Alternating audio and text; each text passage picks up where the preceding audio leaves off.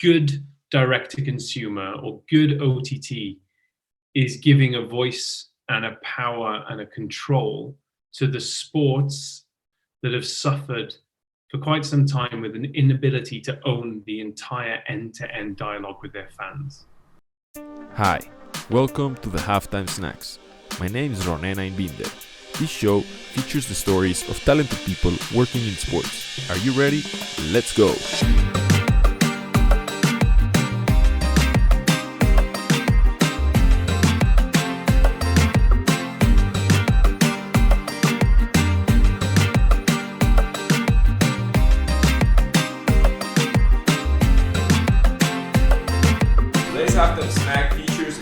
Sales and marketing director who's now the leader of one of the most fantastic sports technology businesses out there.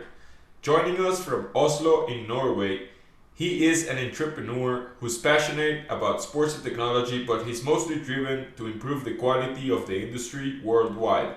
He's the CEO of Joymo, a game-changing streaming platform for clubs, athletes, fans, and coaches where they can film games and training, store content, sell access to fans, and so much more.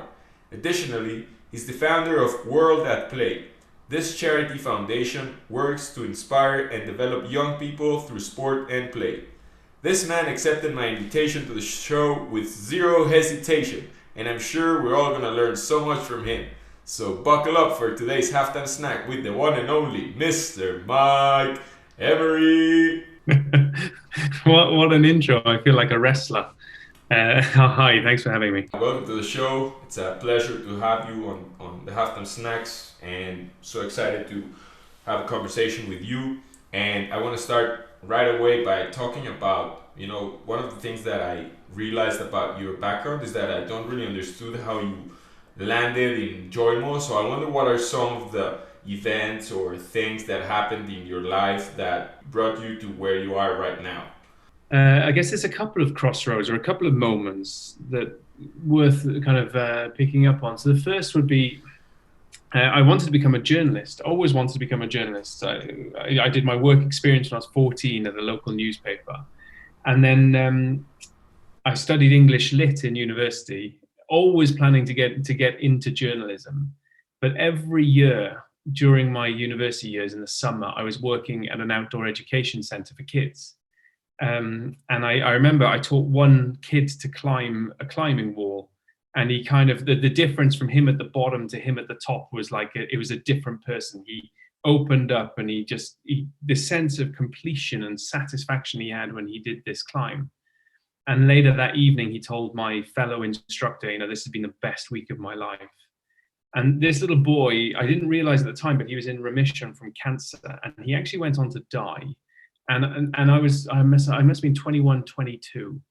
And I thought to myself, well, hang on a second. How can I go into journalism? How can I go down that path that I planned for myself if I knew that what I had done in helping this young boy learn to do something in sport had made such an impact on him? So I remember that evening, after that evening, when I heard the news about him, I said to my dad, I want to create a children's charity. So that was a long time ago now, but I guess that was a real kind of crossroad for me where I decided to go from journalism to the charity sector, created World at Play, and that still runs today. That's been going for 15, 16 years now. And then from there, I didn't really know where I was going, right? Like I created a children's charity, where next? I joined another children's charity called Right to Play, and I worked with a guy called Johan Koss. Now, Johan is a 4-time Olympic gold medalist from Norway. And the opportunity as a young man to work with someone that had achieved 4 gold medals and to see how driven he was and how committed he was showed me that when you put your mind to something, you can really do it, right? If you really give of yourself. So, yeah, I think those two kind of big moments of I want to work in the charity sector, then working alongside a former professional athlete, ultimately steered me to where I am today.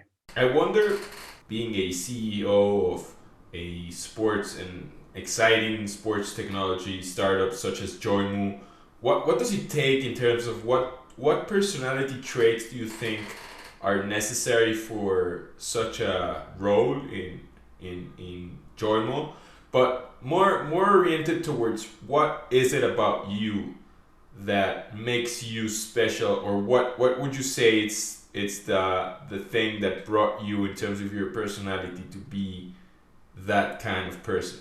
Yeah. Okay. I don't think it's what makes me special, because the more I work in this sector and the more I surround myself by different startups, and the more I see that there are there's a commonality, I think, to people that do create something and really commit to something. And other than blind faith, I would think that there's a great Norwegian word which is troverdig, which basically is like a mix of credibility and trustworthiness. And so I think that's the first kind of trait when you create something, is you need people to follow you. Whether you're creating a children's charity and you want to go and get funders to help you run that charity, or you're recruiting volunteers to work for that charity, or in where I am now as the CEO of a tech company, you have to build a team, you have to get investors, and I think that people believe me, and I think that people see that I'm honest in the way that I approach the job, and that I give of everything that I have to it. And I think then people are more inclined to follow and support. So I think, yeah, troverdig, credibility and trustworthiness. And then something else that I've learned along the way is humility. So I get it wrong a lot. And so we actually have this little thing in Joymo, which is, it's a bit of a silly word, but it's called Mike's Boo Boo Corner, where basically I will admit to stuff that I've messed up along the way, things that I took the business down the wrong angle, that if I hadn't, maybe we'd be further ahead. And because I feel that it's okay to make a mistake. It's not okay to make lots of the same mistake, but it's okay to make a mistake. And in the startup world, the worst thing you can be is afraid. And I think if you're not afraid to make mistakes, then more often than not, it's going to go okay. So yeah, I think humility is really important when you're a CEO. You don't have all the answers, and you're gonna mess up. And I think that standing up and taking responsibility for the things that you've got wrong is a really good trait for running a team. That's very interesting. I think that we're going to talk a little bit more about that later. But now I want to switch over to talk more specifically about Joymo. And, we talked about this in our intro call, and we discussed a bit about how Joymo lands in the traditional sports broadcasting spectrum. So I want to know if you can share with us a bit of what Joymo is trying to achieve, how is it trying to fill a gap in the industry, what pain points, the value proposition. Can you share with us the idea of how Joymo will potentially disrupt the sports broadcasting industry?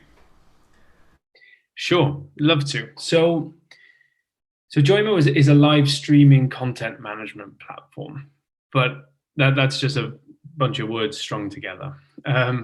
So imagine a pyramid, right, or like a triangle, and imagine at the top of that triangle you have all of the elite sport, from Premier League football to Olympics to NBA, NHL, whatever, right? Like all the top stuff, and that's where all of the money is going. But just like a good pyramid or good kind of triangle, the participation numbers are at the bottom. That's where everybody is. And everybody that is at the top has come from the bottom. And we're trying to flip it. We're trying to basically find a way that more value can get to the bottom. And there's lots of different ways that we can do that. And there's lots of different ways that Joymo we can't get involved in every element of that kind of democratization of grassroots and long tail. But what we can do is provide them with a means of broadcasting that returns the most possible value back to grassroots.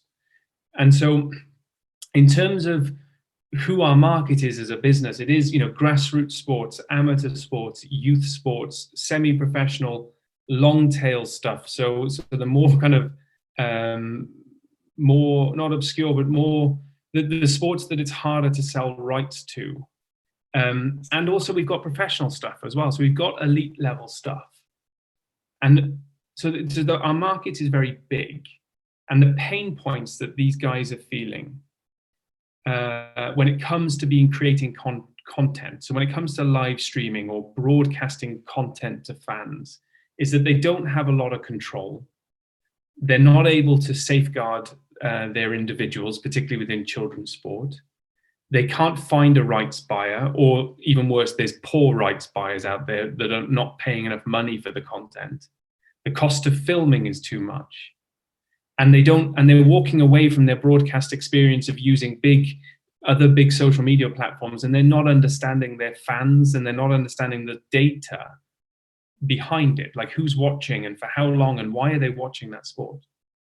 So at the content creation side, Joymo empowers everyday athletes and teams whilst helping grassroots sports sustain themselves by enabling them to monetize their IP with proceeds going back directly to them. Yeah, our goal is to give these guys at the bottom of this pyramid a platform by which they can broadcast that returns as much possible value back to them so that they can develop their sports and ultimately improve the elite. I wonder to what degree is it important for a business such as Joymo to know and understand their own definition of what type of business do they engage in. And I ask this because while I was doing my research on your website, for instance, I found that you guys develop a camera that can film the game for you. So in a way, I thought you guys are a camera company, but you're also like a streaming company, and you also engage with lots of like the content. So I wonder how important it is for you guys to define exactly what it is that you do, and sticking to that niche part of the business that, as you may say, it's more towards the content, but it's also powered by a camera. Or tell us a bit about your thoughts around that. Yeah, and I think that's a really, really good question. And there's a little bit of history here behind the camera for Joymo, and it might not have been the most logical place for us to start, right? So we always set out to create a tool by which teams and clubs and federations and events could broadcast better. We always started there. And because of the people that you get on board as a young startup, you get influenced by the passions that they have. And we decided to go down the automated broadcasting route. And the English expression is to put the cart before the horse. Because what we did was we said, well, look, this content has value and we're going to help you broadcast it. And it's a pain in the butt to broadcast it, to have someone filming it. So here's your unmanned solution. And I'm not sure I'd walk that route again. But now we're in this really good position where we've got our content management platform. We've got a means of capturing content that's super easy through the Joymo app. We can accept streams from other cameras. So if a club kind of has their own camera setup and they want to use that, that's fine. And on top of that, we've got this really cool piece of tech that we've developed, which is our own camera, which there's quite a lot of demand for it. But running a hardware business is a whole different kettle of fish. So yeah, it's been a journey to get where we are. I don't regret going down the hardware route at all, because now we're in a really great position. But it's been difficult. To create hardware is hard. It's inherent in the word, so I guess that makes sense. We should have known. We should have picked up on that.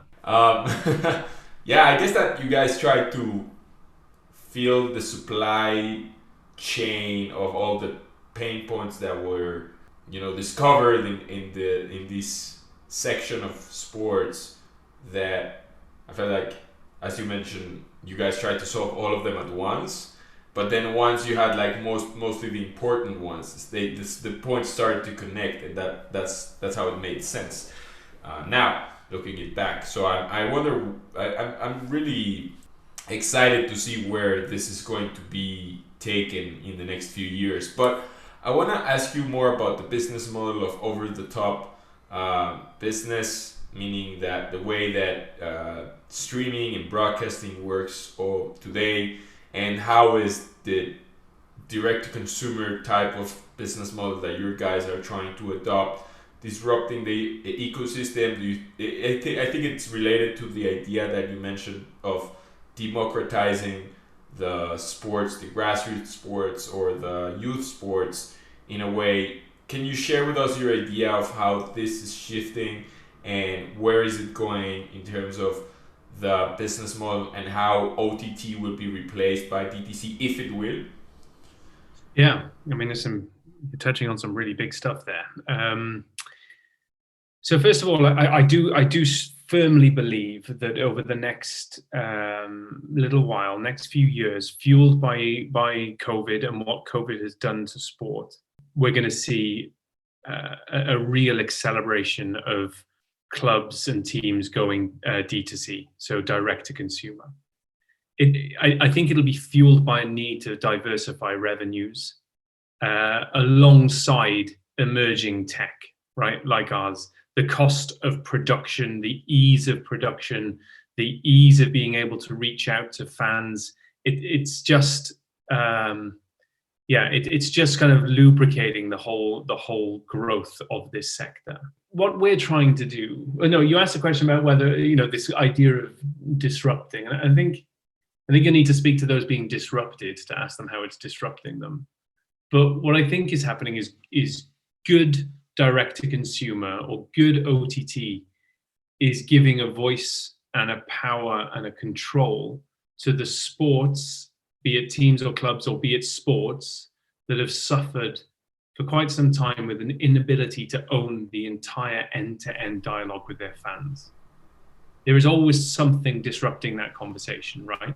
Whether it's an advert that's plopped in by YouTube, or whether it's a payment system that they don't have full control over. I think what we're trying to do, not for the elite, but for down at the very bottom of this pyramid, we're trying to give these guys and girls at the content creation level an ability to reach out to their consumers, their customers, as simply and as efficiently as possible without any interruption from another voice.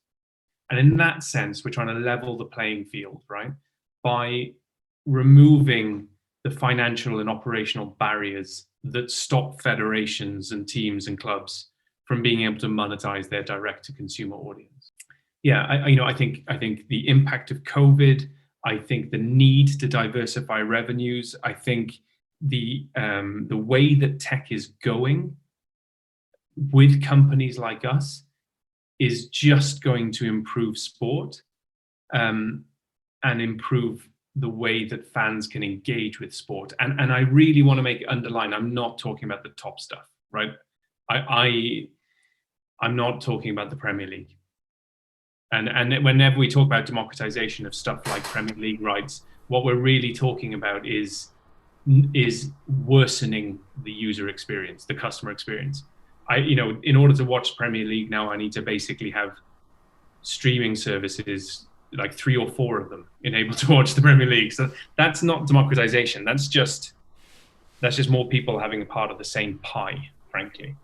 True democratization is about enabling grassroots sports customers, clubs rather, to go D2C well, without interruption and without someone disrupting that conversation. I like that definition. I like it a lot. And I feel like democratization is one of the things that are being enabled due to technology. Before it wasn't as easy to get access to fans, athletes, or any of the other stakeholders in the industry so easily and so fast. So I think that we're going to see more democratization of the sport in different areas of the sport, not only in OTT or streaming or broadcasting, as Joymo is doing. And I think that's also a very kind of exciting element of the industry that I'd be looking forward to seeing. And what I find interesting about Joymo also is that their business collects, or the technology collects data continuously, because it can either be streams or broadcasts or players, or I don't know what type of data you guys collect, but I feel like data is the new currency, and data is the way businesses make better decisions. So I want to know if you have any takes on the advantages of dealing with data as a company in 2021, and how do you think about it strategically? How do you envision data as potentially an investment for your future? The future of Joymo. So how do you look at it very specifically in data? Yeah, I'm tremendous question. I mean, that this is real balance within a startup where you can't always make every decision off data, because the data doesn't exist. But so you have to trust yourself and trust your team to make decisions going after data, to get data so you can understand it. But when the data is there, you have to read it, you have to understand it, and you have to use it to make decisions, right? So generally speaking, for tech companies like ourselves or others, data helps you understand your customers better, their likes, dislikes, successes, failures. You can understand the market better, current trends. You can understand your marketing efforts, how you're spending money. You can improve your internal processes, and you can clear bottlenecks, so improve the way that the customers succeed with the product. You can use data to kind of make better decisions, because the gut decision sometimes will be right, sometimes will be wrong, but typically if you analyze data correctly, you will be pulling in the right direction. Now, from Joymo's perspective, we try and be a data-led decision-making company. But we are also breaking a little bit of new ground, right? So when it comes to what people would be willing to pay to watch an under 14-year-old girls handball game in Norway, no one could tell you that before we started doing it. And so you can't make that decision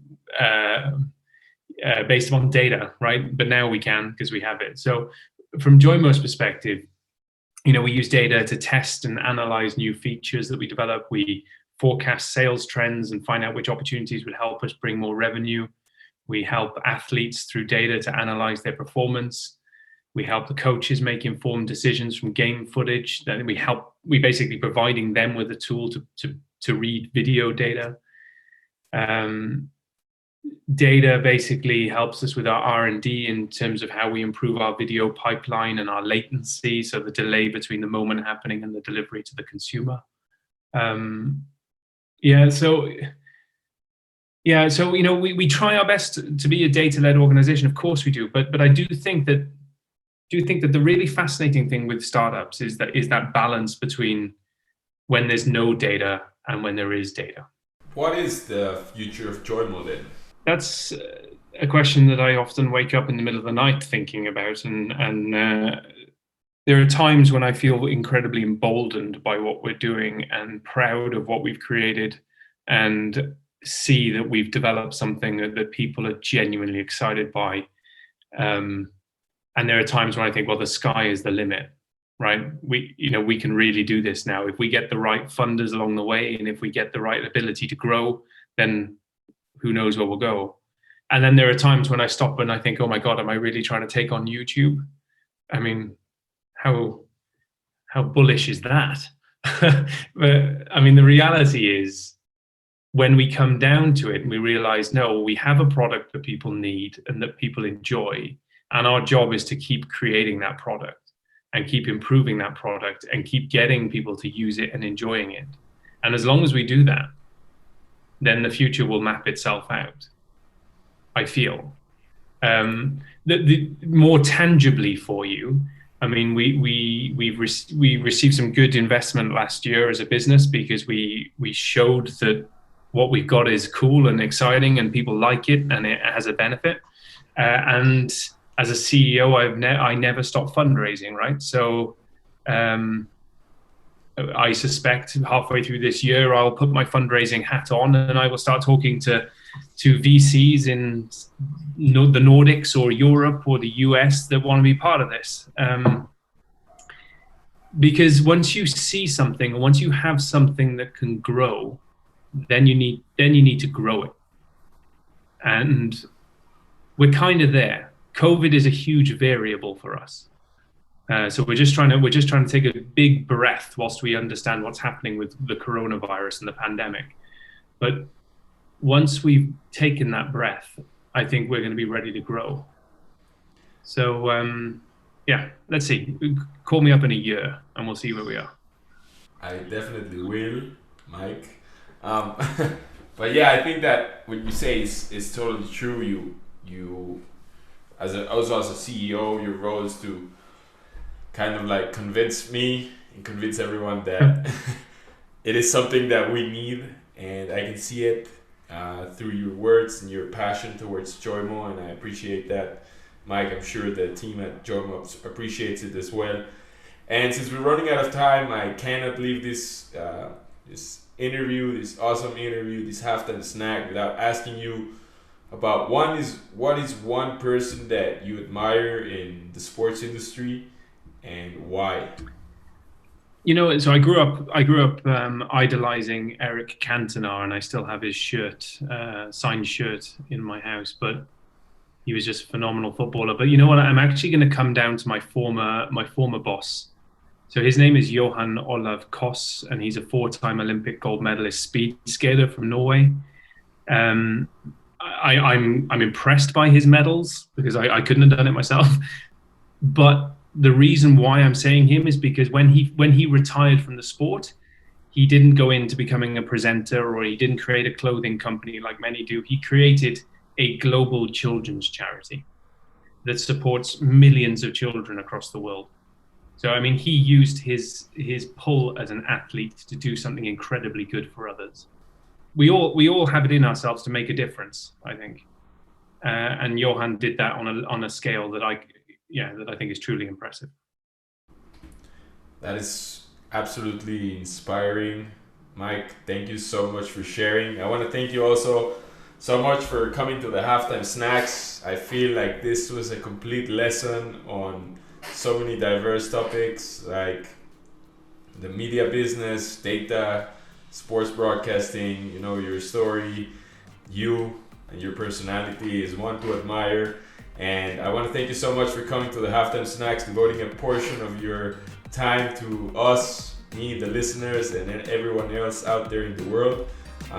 Man, it was an absolute pleasure to host you, and I hope that we can do this again sometime in the future.